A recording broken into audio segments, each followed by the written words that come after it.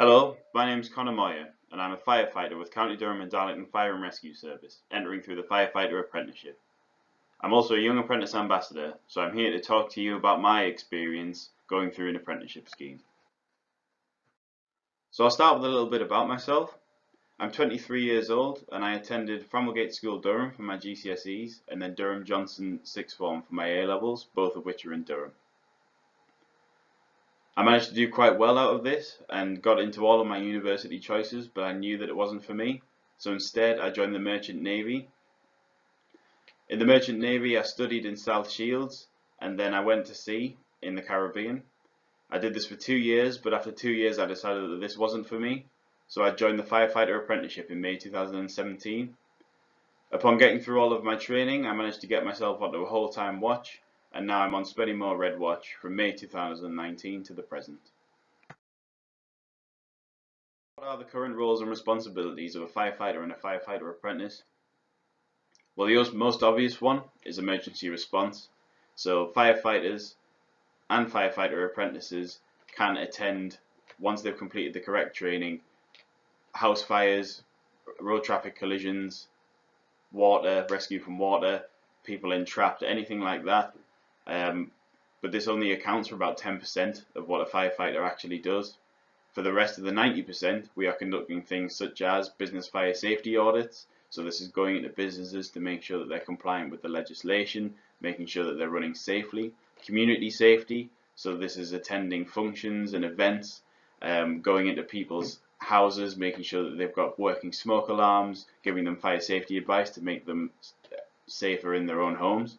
High risk visits, so this is attending places that are at particular high risk. So in Durham we have the cathedral, so we familiarise ourselves with the cathedral in the event that something was to happen in such a high risk area.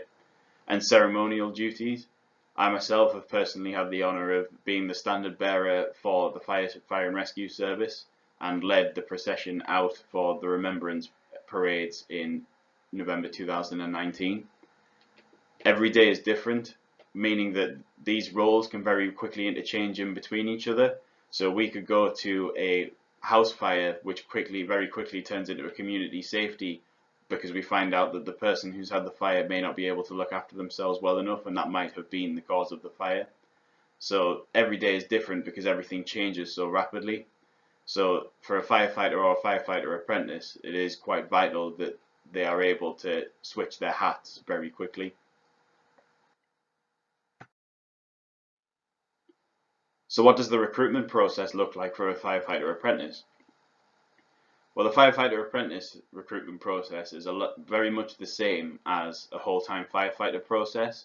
The only difference is that the application goes to New College Durham and it doesn't go to the Fire and Rescue Service itself, because the New College, or the College of the Apprenticeship, is the provider of the apprenticeship scheme.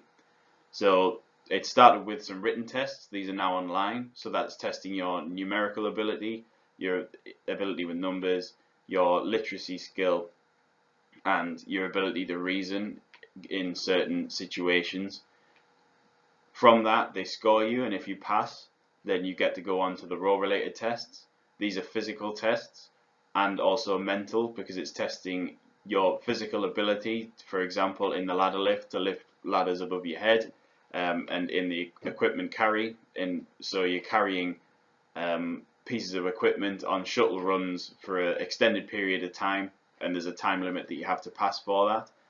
But it's also testing your mental ability to overcome fear, so climbing ladders up to a certain height and looking down and reading cards, and also crawling through very tight confined spaces and being able to turn around and come back in the tight spaces while it's also dark.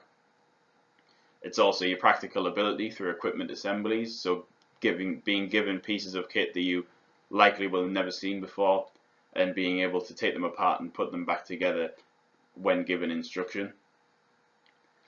Provided that you pass those, then you go on to the interview and a presentation. This is a semi-formal interview and then a 10-minute presentation on anything that you like.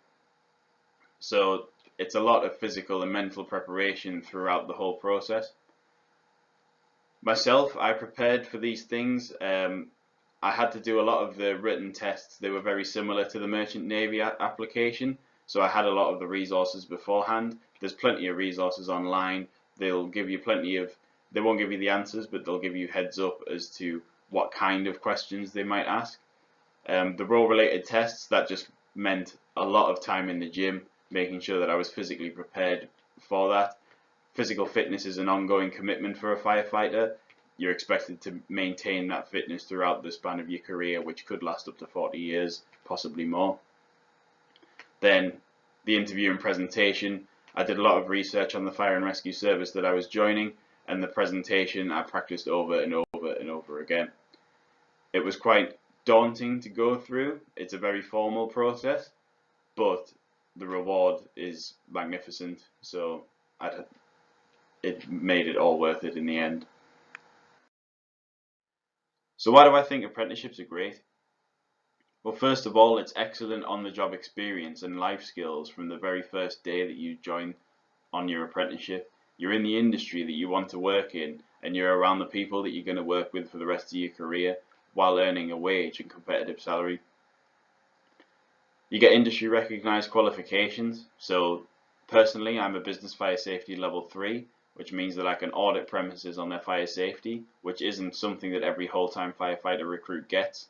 They often just get the whole-time firefighter training, which I've also had, but I'm getting things on top of that. Recognition of achievements. I've been recognized for the work that I've done within the apprenticeship, and you also get recognition of your milestones throughout the apprenticeship as well, and additional opportunities. So through the apprenticeship, I've been able to join the Young Apprentice Ambassador network, and that's given me the opportunity to go places and meet people that I never thought possible. I've met people from across the industry sectors, and I've met loads of people who are very well driven and encourage each other to be the best that they can be, and I think that's excellent. So what's my advice to others who might be considering an apprenticeship, or maybe on the fence? The first of all is university isn't for everyone, and that's completely fine, that's okay. I can't be more plain than that. University is a very viable path, but it isn't for everyone. Apprenticeships are equally as viable if that is the way that you want to go. And you never know where you're going to be in 5 years. This is something that a college lecturer told me when I said that I was considering leaving the Merchant Navy. I thought I was going to be in the Merchant Navy for my entire career, but it didn't work out like that, and that's fine. It seems daunting, but you can always take the skills that you've learned in one place and take them somewhere else and transfer them over, so nothing is set in stone. And finally, always be keen. Enthusiasm goes a very long way with employers. One willing person is worth 10 forced, which means that if you show that you're willing, you don't have to know everything about the trade that you're doing from the start, just as long as you're willing to learn, and nobody can ask more of you than that. Thank you very much.